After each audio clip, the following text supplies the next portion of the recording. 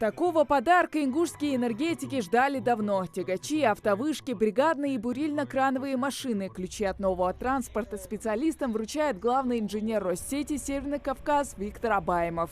Теперь, благодаря такой спецтехнике, энергетики максимально быстро справятся с нештатными ситуациями. Спецтехника, которая позволит нашим специалистам повысить качество выполнения ремонтно-эксплуатационных работ и оперативность выполнения аварийно-восстановительных работ на энергообъектах республики.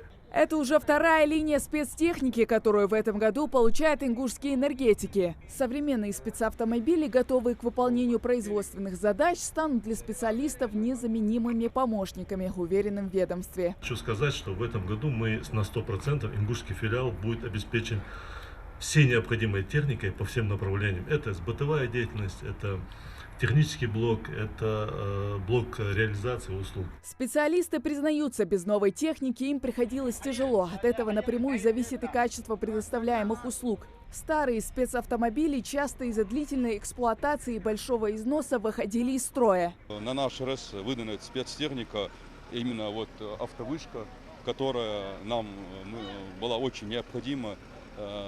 Ввиду того, что та автовышка, которая у нас находится на балансе, она уже изношена, периодически приходилось ее ремонтировать.